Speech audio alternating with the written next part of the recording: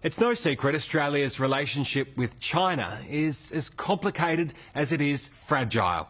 On the one hand, they're the key to our economic prosperity. So, if we want to be rich, 我们必须爱中国人.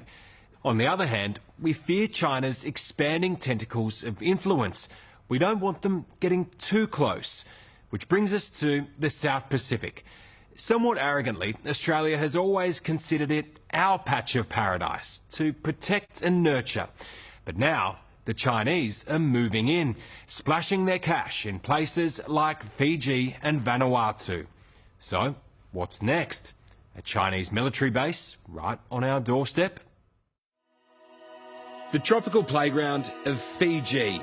It'd be hard to think of a more idyllic location for two nations to, discreetly at least, butt heads. But that's exactly what was happening in Suva Harbour last week.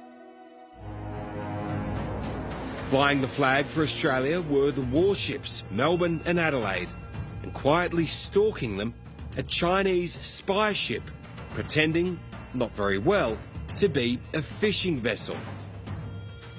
That's a space surveillance ship. It's a scientific ship. The seriousness of this highly planned, coincidental meeting was not lost on anyone. Is China's aim to be the most powerful nation in the world? I think in the very long term, yes. It's got global ambitions and it's challenging the rules-based international order. Should we be worried about China setting itself up in the South Pacific? Absolutely. These days, around the South Pacific, the Chinese seem to be everywhere. And they're hard to miss. You've only got to look at the money they're throwing around on new buildings. But security analyst Dr. Malcolm Davis says what seems like much-needed economic assistance for these penniless countries comes at a high price.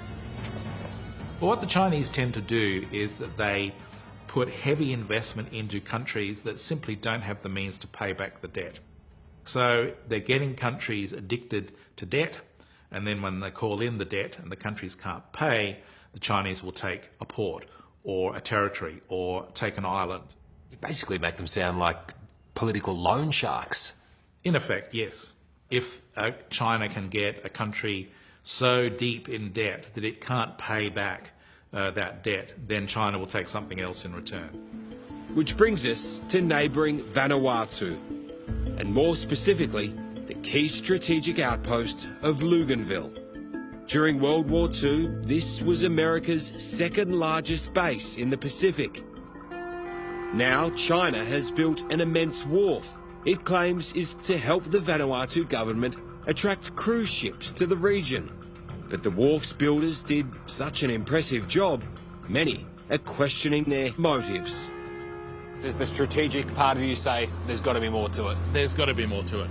Yeah, absolutely. The Chinese wouldn't be building all this just to cash in on a very limited tourist market here. So what do you think, in their heart of hearts, they're after? They're thinking commercial influence, political influence, and ultimately a military presence.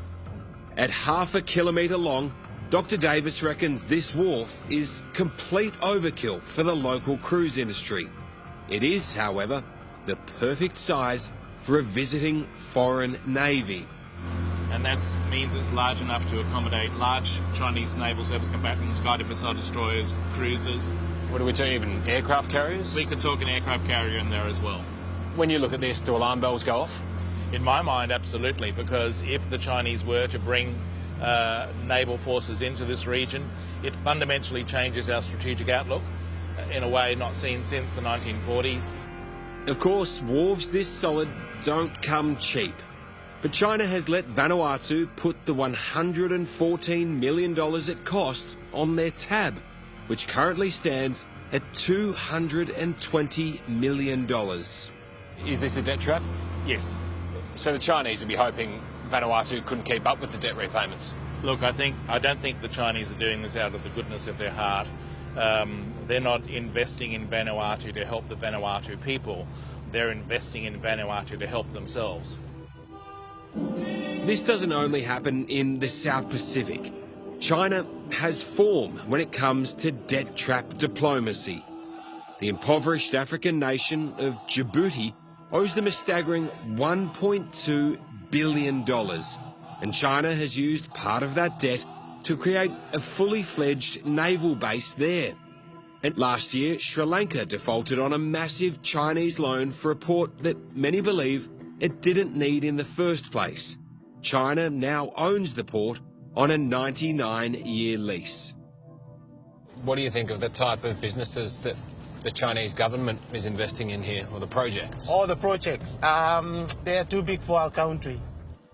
Back in Vanuatu's capital, Port Vila, taxi driver William Tabak says he, and everyone he knows, is worried about China's growing dominance. Already, we know that we borrow a lot of money from China. And You think too much? it's too much. It's too much. Everyone, if you ask anyone on the street, they say we are frightened of China funding too much projects.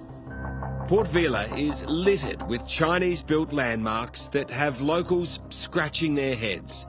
This huge stadium was built for a regional games in 2017, and by the look of the hoarding, it hasn't been used for much since then.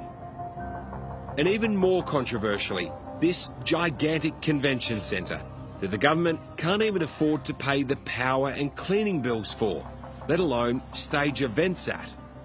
We went for a drive the other day and we had a taxi driver and we drove past the convention centre and he pointed at that and said, "What a waste of money. That is not what our country needs." What do you say to that criticism? Yes, I would agree with that. Can't even pay the electricity bills there. Yes, that's true. We're trying to find a solution to make it work for us. Vanuatu's remarkably frank foreign minister is Ralph Ranjanvanu. He concedes his country has made errors in its dealings with China, but denies any suggestions that the massive wharf at Luganville is more for China than it is for Vanuatu. What if Vanuatu gets into financial strife and China comes to you and says, "All right, look, we'll bail you out. We'll get rid of the debts. Just give us the wharf at Luganville and we'll call it even." What do you say to them?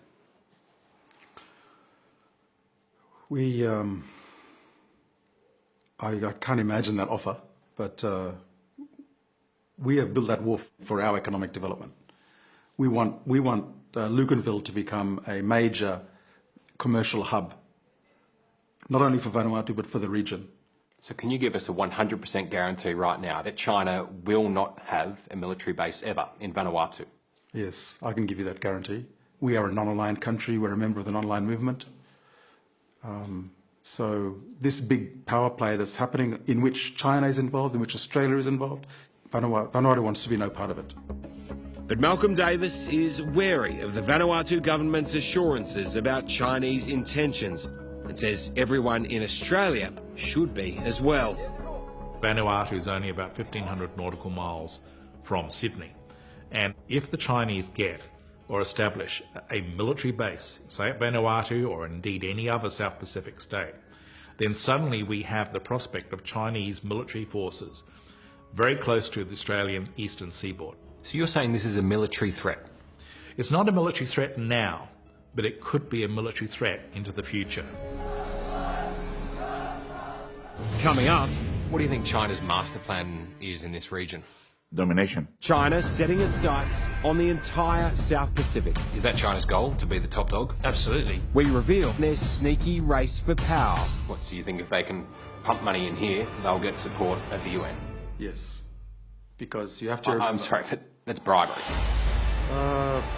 That's next on 60 Minutes. Hello, I'm Tara Brown. Thanks for watching. To keep up with the latest from 60 Minutes Australia, make sure you subscribe to our channel. You can also download the 9Now app for full episodes and other exclusive 60 Minutes content.